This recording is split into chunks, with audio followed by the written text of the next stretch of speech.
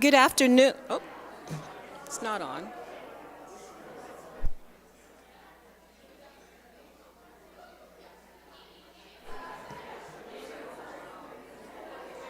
Good afternoon. Can you hear me? Okay.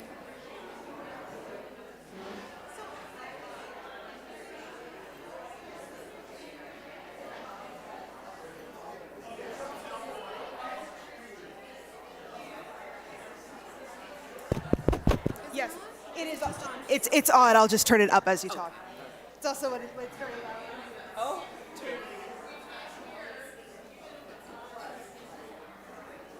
She's adjusting it. Okay, just adjusting it. Good afternoon. We're going to be starting in just a moment. I want to invite those of you who are flowing in, if you discover there are no seats, to go upstairs. There's a bit of overflow seating up in the balcony as well. But in the interest of time, being one of the more godly things, according to my grandmother, we want to start and end on time. So we'll be beginning in just a few moments.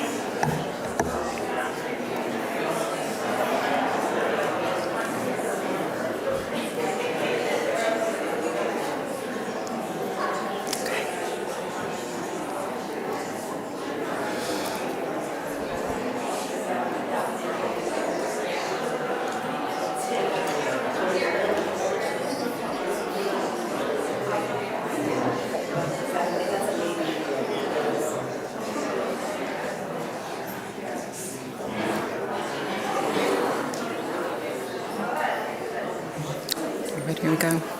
Good afternoon. Welcome to Literary Witnesses, featuring the poems of Sam King and the photographs of Hal Watson from their joint project, Though It Can't Last. I am Juana Sullivan Jansen, the current chair of Literary Witnesses, and on behalf of our entire committee, welcome. We are so happy to have you here. On Sunday, May 7th, following the 11 a.m. service, Literary Witnesses will host our annual Plymouth Reads Poetry. It's an event that encourages people to bring poems by their favorite writers and to share them in community as part of spiritual practice. More details will come soon in the church's Friday emails and in the Sunday announcements. And incidentally, we are always seeking volunteers to help us with our work. If you'd like to help us choose future poets, usher, or just promote the upcoming events, we invite you to reach out to Carrie Bassett. Carrie, where are you? In the back there. Give her your name and email and she'll add you to our list. You know, my Southern Baptist upbringing tells me that the Lord loves a cheerful giver. We will be putting that theory to the test this afternoon when we invite you to place something in the baskets as you're leaving the chapel today. Following this reading, you are invited to join the gallery committee, and in the gallery to view Though It Can't Last, the exhibition, to purchase copies of the book and to enjoy sustenance in the guise of food for the mind, the body, and the soul. Also, in the interest of having that event begin, we would ask that you remain seated following the reading to allow Sam and Hal to get over to the gallery and get set up for that program to begin. Now, it is my pleasure to introduce our reader for today, Susan Deborah King, who we mostly know as Sam, is an amazing human being, a delightful poet, and the founder of the Literary Witnesses poetry series. A graduate of Union Theological Seminary, she somehow manages to remain a student of life. Through Sam and her work, I have personally learned that poetry is both the words on the page and also much more. Poetry is a shrine, a meditation, a savior, a witness, a testimony, a collaborator, a wayfinder, a truth teller, a justice seeker, and a companion when you feel alone. And lastly, I found out from her this morning that poetry is a gift we can give ourselves in the fight to remain in our bodies as long as humanly possible. Beautiful people, I give to you Susan Deborah King.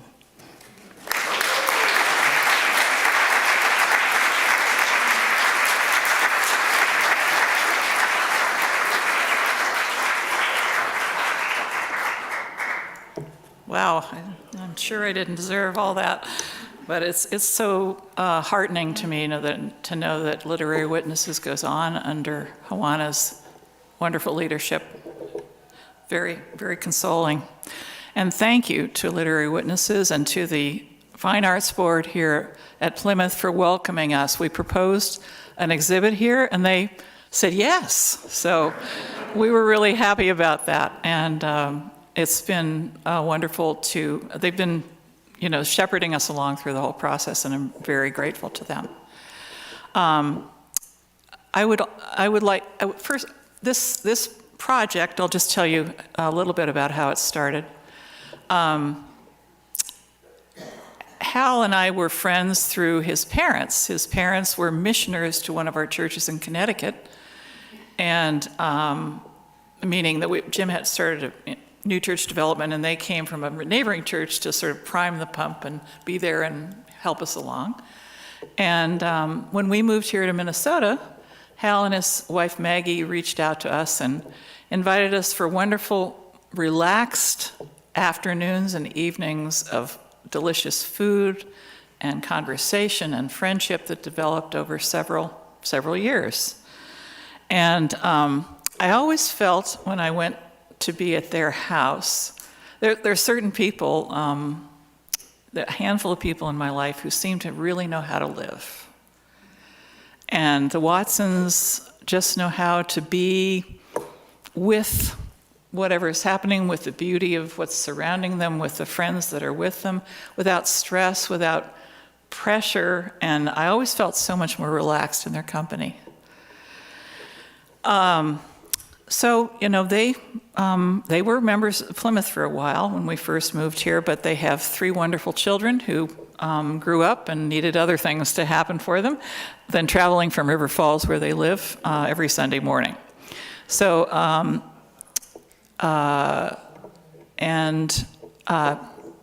but Hal and Maggie were nice enough to come into the city sometimes for readings that I was giving. And so they got to know my poetry, and so Hal, who works for the DNR for Minnesota and also worked for the Nature Conservancy, I think of him as a true Renaissance man. He's a scientist, he's an artist, and he was also on the town council of River Falls in a very, and led some wonderful projects that went through under his leadership. I know he would be embarrassed if I touted his skills too highly, but anyway, so he invited me to lunch one day and said, I'd like to propose that we have a conversation. What would you think of, I had seen some of his photographs. He had a blog that he posted and sent to friends, and I loved his photographs. And he said, well, what do you think, how would it be if we tried to converse through image and word? And I said, well, I think I might be interested in that. That sounded good to me. So we undertook this conversation, and over the course of about 12 years, we have done that. And sometimes he'll send me an image, and it might take me most of the year to really finish something. And then sometimes it comes quickly. But I just thought this morning, I was thinking, how am I going to explain how wonderful this experience has been? Because it is truly one of the great experiences of my life to work with Hal.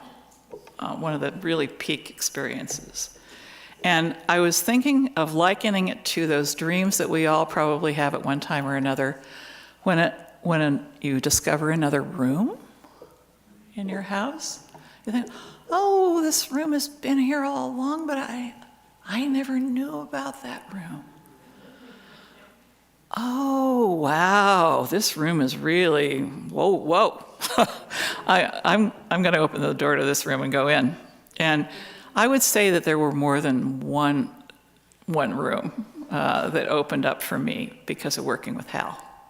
I feel like my spirit expanded because of I know it takes him a long time to take a photograph. He really studies it and buys his time. And so there's a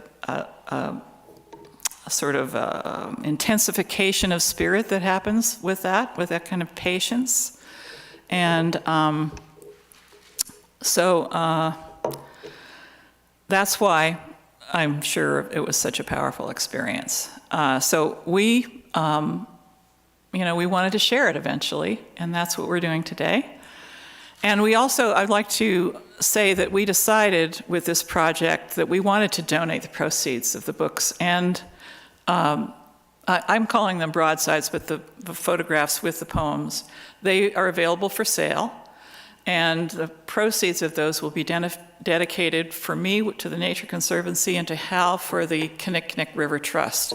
And he's been very involved in helping the Kinnickinnic River free itself from human interference, let's put it that way. So that feels to us like so this is an open-hearted gift to us and from us.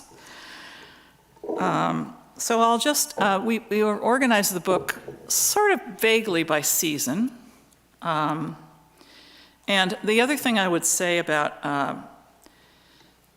this project is that though of course, and when we started this, the issue of climate change was not really so front and center as it is now. While both of us were deeply concerned about that, and he spends his work life dealing with things like that, we didn't want to focus on the damage and the horror of it. What we wanted to do was pay homage to the beauty and really see it and send it forth.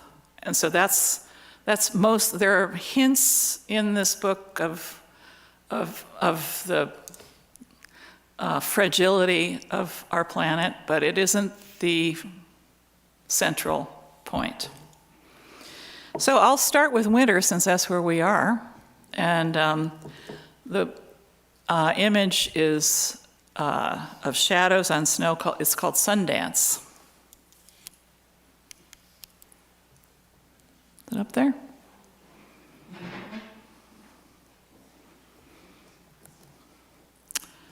Sundance.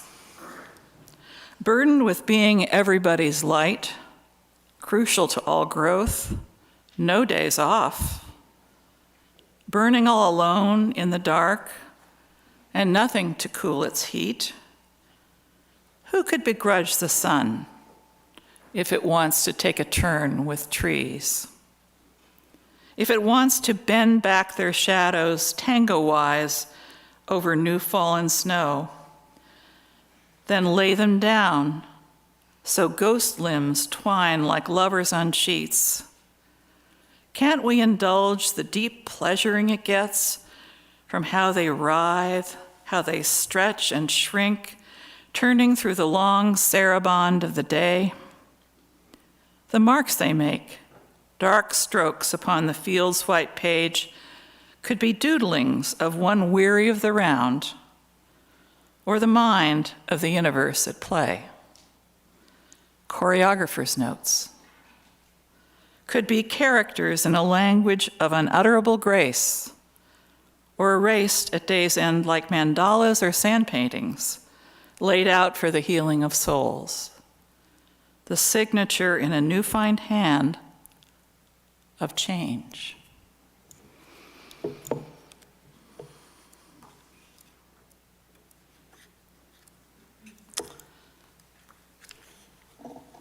So the next one I'd like to read is called Slowing, and if I can find it. I just saw the book for the first time yesterday myself. So there we are. No, that's right. Let's see. There we go. I think this is the last photograph Hal sent me. But to me, you could look at that. If you're in trouble or really mad about something, or shook up or worried, you could just look at this photo.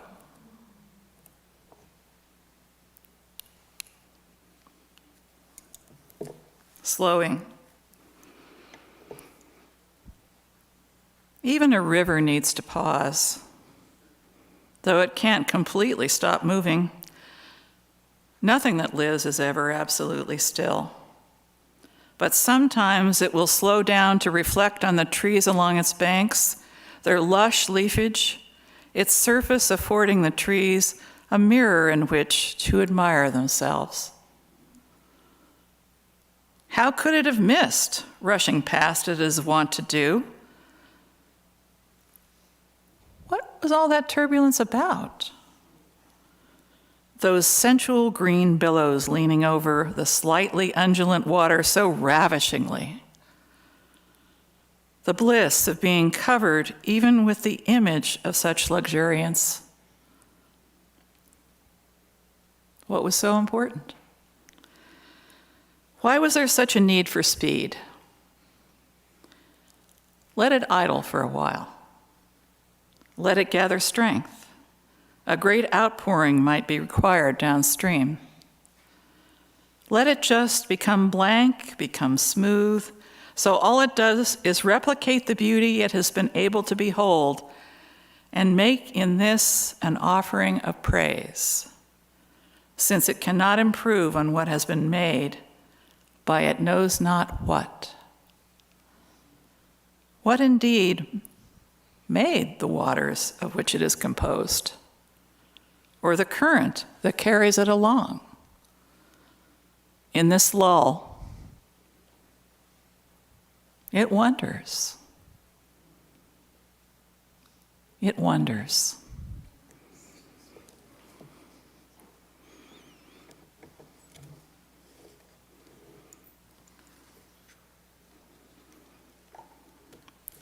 I often wonder how our current culture became so enamored of speed.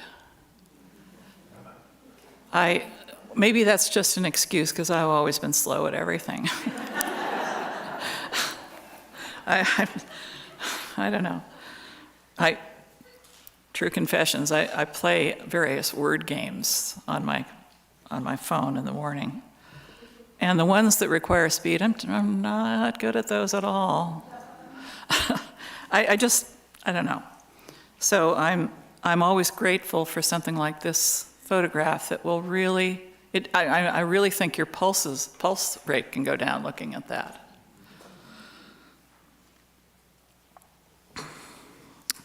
Another, I think maybe the primary impulse that we both had, I think, is a need for reverence of what has been made as it is. We didn't focus ourselves on what certainly, worthy of focus, but architecture or things that humans have made. But we wanted to focus on the created world. And it was so interesting that Hal sent me this image of Haystack Rock the week I was there at Haystack Rock. He didn't know I was going there. But there, so I had a chance to experience it in person. So Haystack Rock is on the beach in Cannon Beach, Oregon.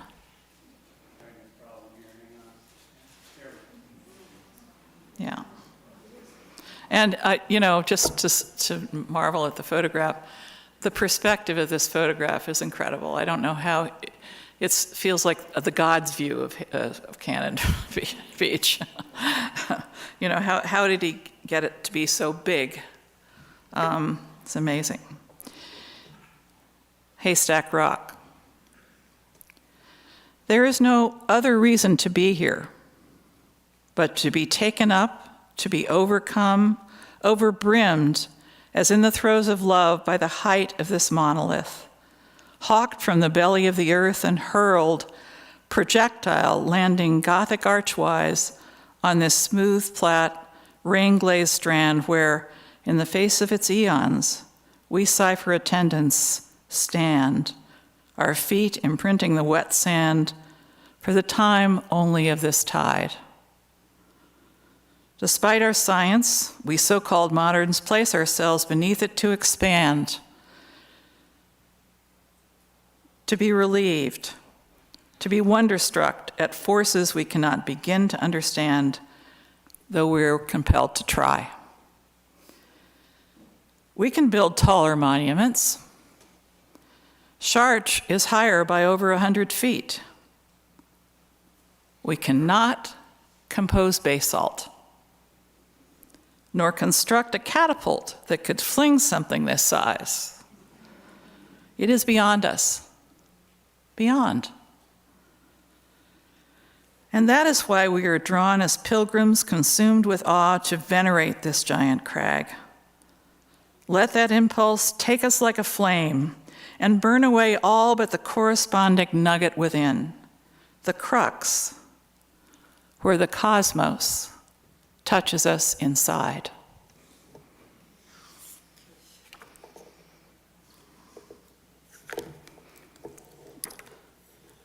I think another theme in the book is transience, the brevity of everything. So I'll just read the title poem, Though It Can't Last.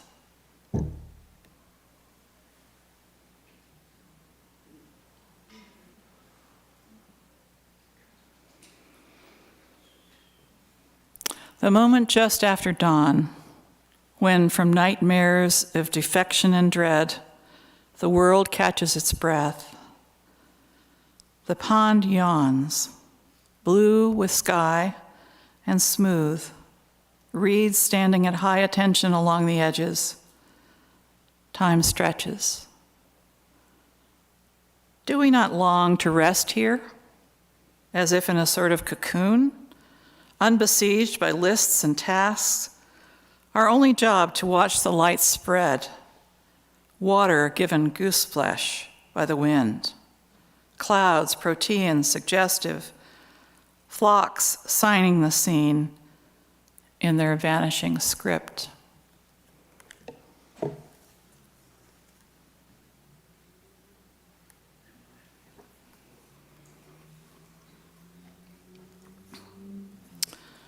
Another poem in this vein is, and I have to say that this poem took me a really long time to write.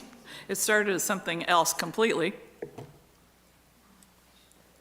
And then, but then once I decided where to go with it, it just took forever. But, as I said this morning,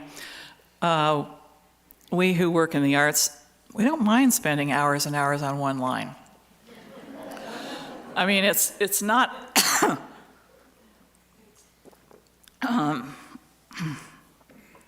productive in the economic sense, but it is gratifying in many ways.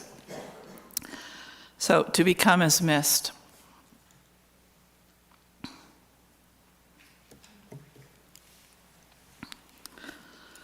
To light upon the trees at dawn and anoint them, bark and branch, with droplets finer and more numerous than grains on a strand, than atoms in one of those grains alone.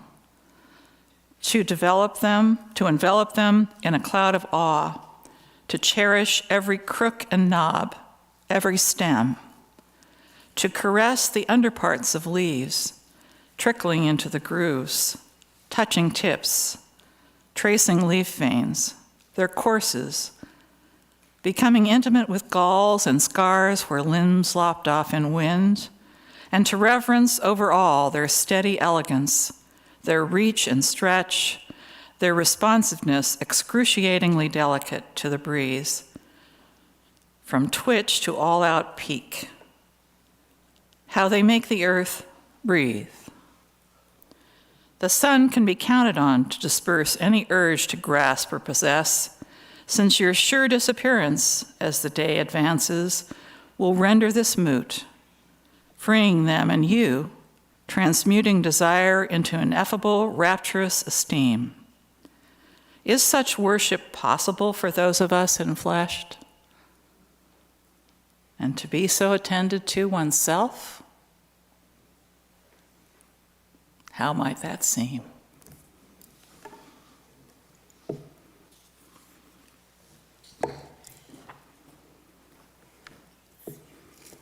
Thank you, thank you.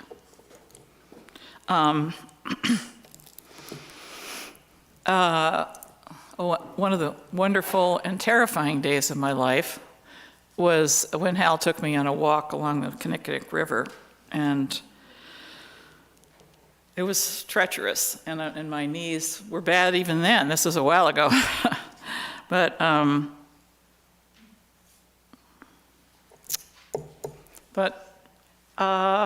some things are worth being scared for and in. And this was one of those experiences. This is holy water. And it took, how long did it take you to get this photograph, Hal? 2 years. Yeah. Yeah.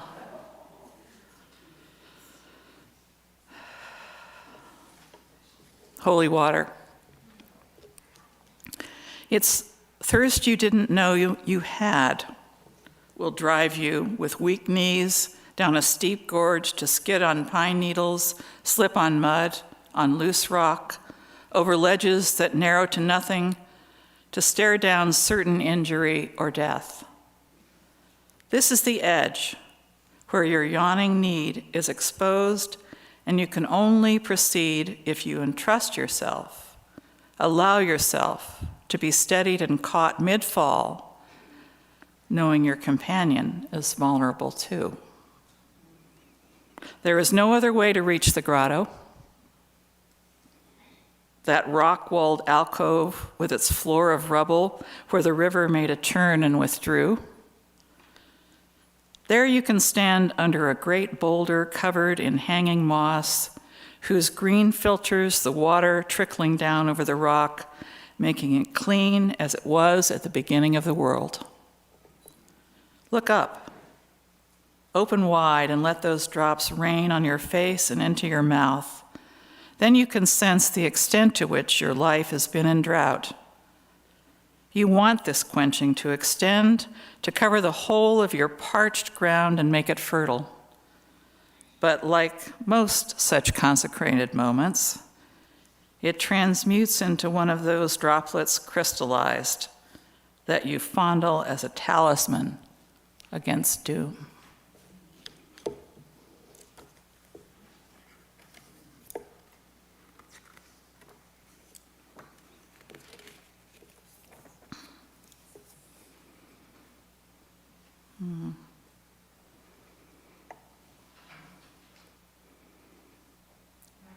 Sorry, I'm looking for...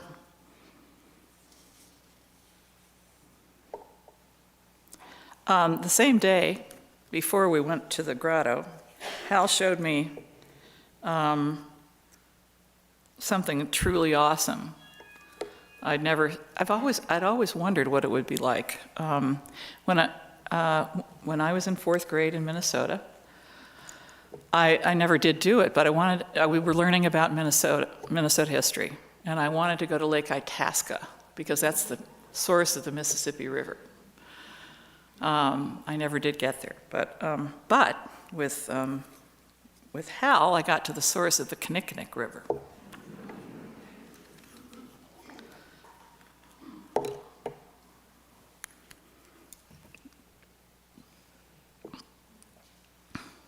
Visiting the source of the Kinnickinnic River. If you're burned out, dried up, and fear there's no hope for revival, try the middle of nowhere. Out of a depression, a kind of swampy gulch from which we would normally step back, through a pillow of green, of cress, no below zeros can kill. And in the middle of a simple stubbled field, it bubbles, it foams. It swirls, and it can put you, watching it, into a marveling swound. Low and common, no place seemingly to look for gold. But what else is water?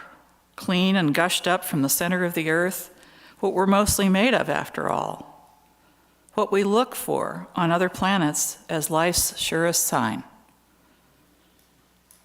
How to explain that it just surges at thousands of gallons a minute, that it burbles and whirls and overruns this earthen cup to cut its serpentine course through land, wanting to know, to penetrate what is dense, to get its fluid feelers into it and play the rush and guggle of its music, the perpetual drumbeat of its falls, as serenade to the whole surround, a chord flickering silver under cloud. You know, I live now a block and a half from the ocean, and I miss being near rivers. I miss being near the ocean when I was here, but, you know, perverse probably here. What was I saying this morning about being where we are right now? I don't know. But there's nothing like a river. A few years ago, Hal and Maggie and their daughter Maura and Hal's parents came to visit us on Great Cranberry Island. And if there were a fire, if I could only grab 3 books, one of them would be the beautiful book Hal put together of the time they spent with us, the photographs that he took, and some of them are in this book. And I'd like to read Xanthoria. At the end of our island is a little knob called Thrumcap, and it's named after the tightly woven wool caps that sailors wore in the 19th century. I shouldn't say this, but I use it as a password a lot of the time. Because it's not a word you hear every day. But I really should use Xanthoria, because who uses that, you know? And the word Xanthoria, that's the name of the kind of lichen on these rocks, and Xanthoria comes from the Greek word for yellow. So I mean, how did he get a photograph like this? I don't know. It's incredible. Rocks mounded up on these shores crest in places like petrified waves, so high when you stand next to them they dwarf the knob of an island in the near distance. They seem to be what the eons have erected as monuments to themselves. Embossed on them are petroglyphs of the ground of being, a language, the contemplation of which is worthy of a lifetime of study even if it remains completely indecipherable. This lichen drapes itself over rock in tribute to its perpetuity, a cloak of investiture to honor how it has kept the land from being eaten by the sea, a form of adoration that molecule by molecule over millennia transforms its host into a fleece of bright, burnished gold.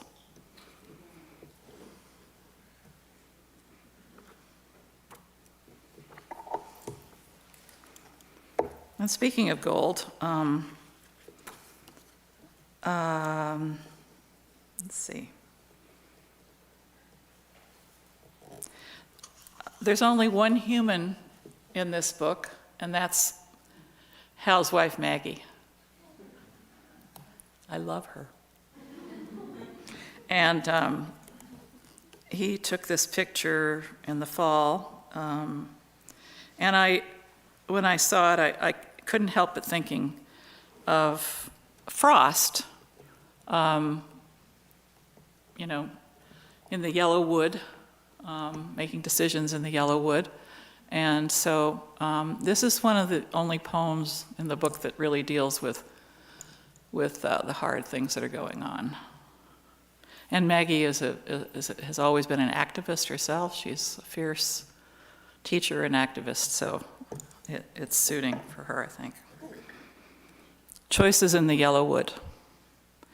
In the season of dying, once tinsel stems lie like cut-down protesters stricken along the road she takes, straight into the sun, from whose rays there is less and less protection, even as it now arcs lower. She is facing this, her heart heavy as the imperiled globe. She could run. She could turn and run back to the rapidly disappearing, wished-for where she's known. But no. Unflinching, with buried hope, she is going the way no one wants to. The way everyone prays will not be the future, as if her going, her resolve to suffer it, could make a difference.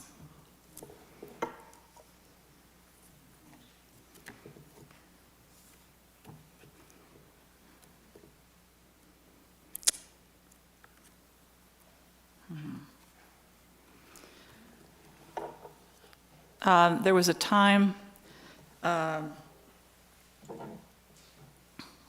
in my life where I studied at a place in California that was run by the Guild for the Psychological Studies, Forest Springs, and it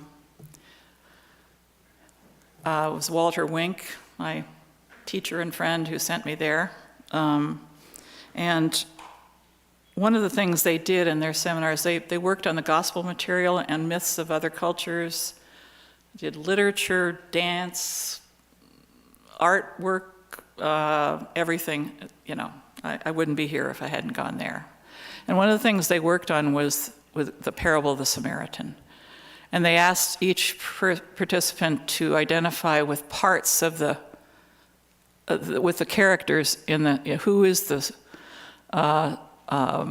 Pharisee in you, who is the person in the ditch who gets robbed, who are the robbers, and who is the Samaritan. And so that the work that was done on that was so moving because people really poured out their suffering and were really healed by at least in a small sense from having gone through that. We pantomimed it as well. We put it into our bodies, so that made it much more real. Anyway, so this image was one of the first ones that Hal sent to me, and it spoke to me of the Samaritan. Lying face down in a ditch, eyes opening only on mud, unable to move from being beaten, robbed, we feel a kind of calm. When nothing can be done, when it's no longer in the muscle to struggle or the soul, a knowing spreads up the vanquished body from the toes. This gloom is that in which the lotus gets its footing. We love to believing the thought a sort of light, like the first yellow spear jutting up from a root ball, will cut a door in our despair. If thought alone had power. Or could the same blade be the sudden dread awareness that no rescue comes? None ever. That truth sharp enough to undo us. But what of kindness stirring like spring in the hearts of those who too have known such terror? What of their hands under our bulk to lift us onto a helpful ass and its accompanying humor? What of that?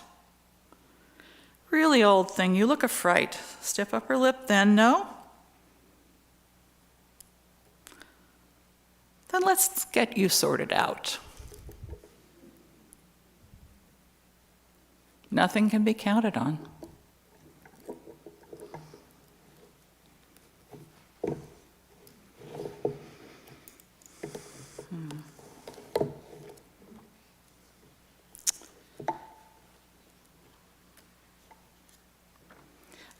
I'll read this one about the zinnia, which is in a sort of different voice. And I appreciate, I'm going to just appreciate Hal for this. I sent him one version, and he said, nope. No, that's not going to cut it. Being Hal, of course, he never said it like that. No, but he made it clear that this wasn't really up to snuff. So I had to go back to the drawing board, and I did, and I hope it's better. But it made me think of a dream that I'd had, so that I applied that to this image. Zinnia. I dreamed, or I think I dreamed, it's a bit fuzzy, of a flower not yet fully blossomed. I could see only the undersides of its petals. Bloody frustrating. Is that all I'll ever be allowed to see? And not the full-on sun-like array of petals around the dense center, meant to presage my own wholeness? More work to be done then, before it can be said I'm fully developed. But what work? I have no clue. What if the verb that churns within me will never be completely manifest?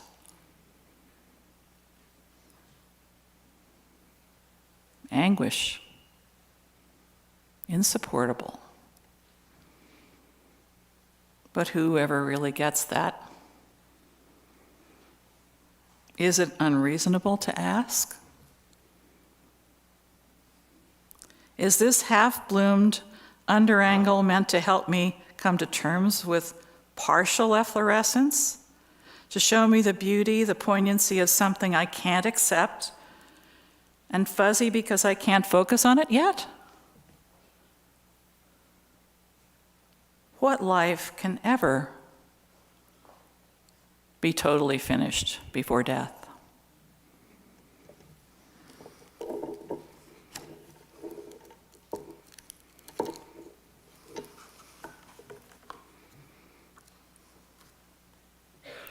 So I'll just read one more. Another one that I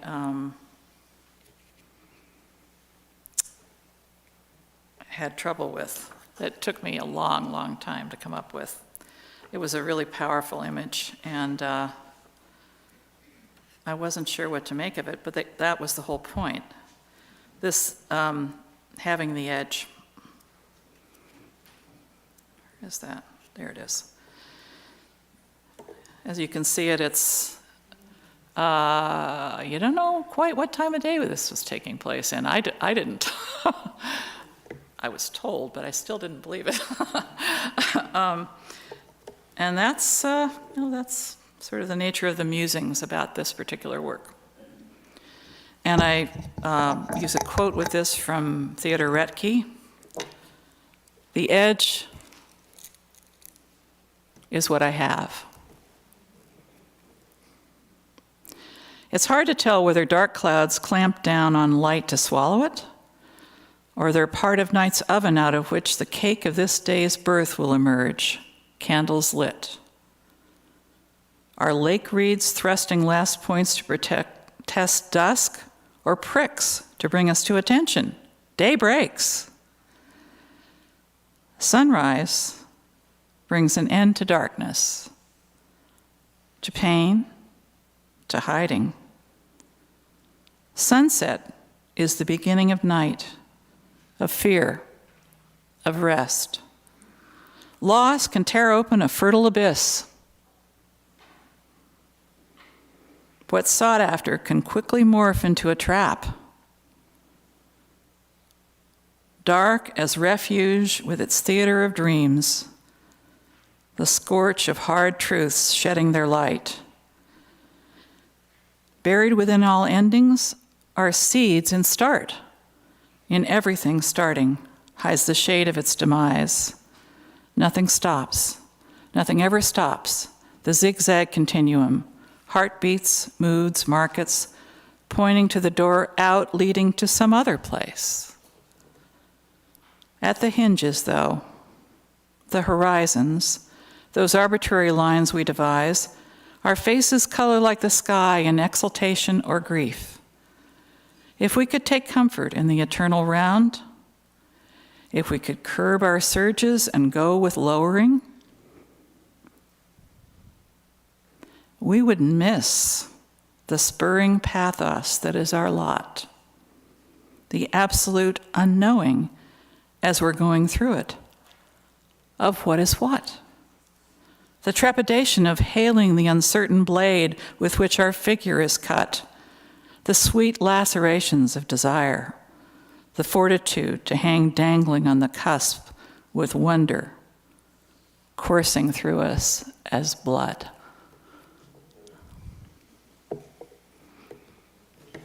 Now, Hal would like to say a few words. Thank you very much for listening.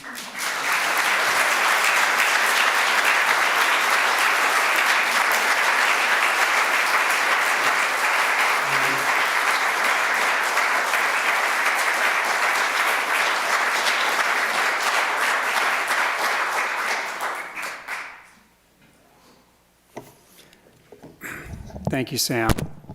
And thank you all for being so excited to be here and to be a part of this. I want to just say a couple of words, but one thing I want to do is to read the inscription that we put at the beginning of the book. We respond with joy to the call of beauty, because in an instant it can awaken under the layers of the heart a forgotten brightness.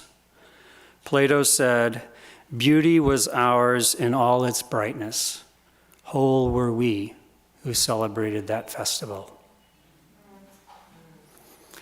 And whole were we, not I, not me, we. That's been, I think, the biggest learning experience for me out of this entire project, is to be able to work with someone else and to take my photography from a mode of solitude and into a mode of collaboration, into a mode of give and take, and into a mode of growth, really, of my own spirit. And for that, I'm eternally grateful to you. The gift of attention is, of course, the greatest gift that any of us can can give one another. And for a photographer or any artist to have another person spend as much time, as much thought, and as much creativity with their work as Sam has given to mine is probably one of the greatest gifts I'll ever receive in my life. Aside from my marriage, of course.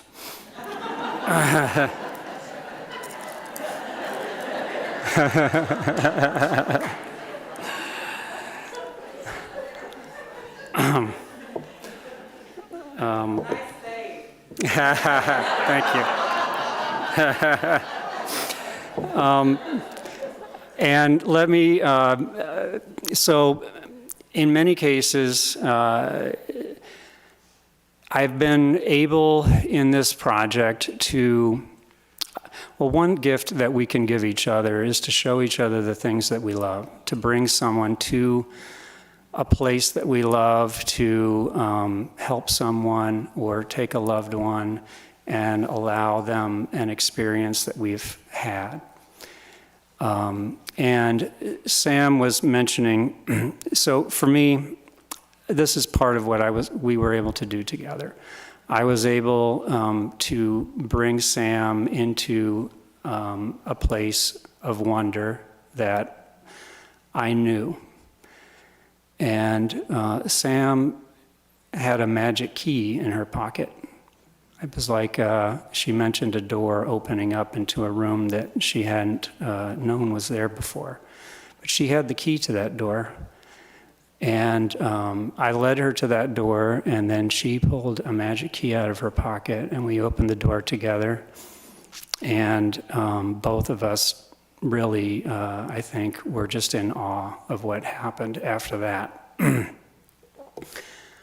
And, you know, beauty is something that is all around us, everywhere, all the time. And these windows that you see in the book and on the wall are windows that are hidden in plain sight. And we all have a key, a magic key in our pocket. And I encourage everyone to pull that key out of their pocket and share it with someone else. Thank you.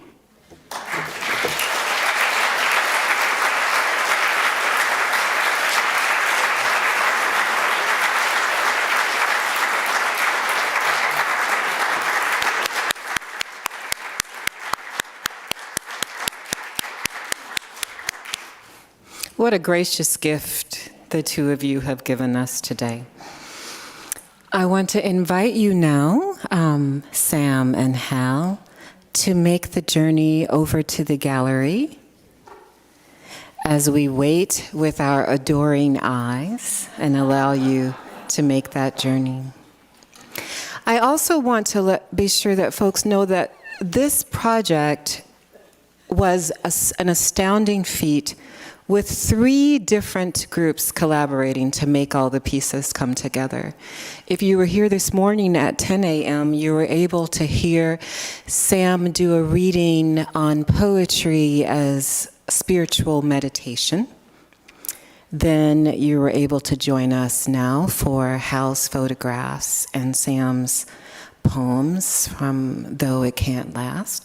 And then now you'll be able to go over to the gallery where you can see the photographs and the poems together on display, something that rarely happens in the world of visual arts and literary arts. You can purchase the book. The proceeds will go to 2 amazing organizations to support the efforts there. And you can be together knowing that you chose to spend this time with a group of people of like mind who felt that an afternoon's spiritual journey could be found in words on the page and photographs on the screen. Thank you for joining us. Go in peace. And don't forget to tip your bartenders on the way out.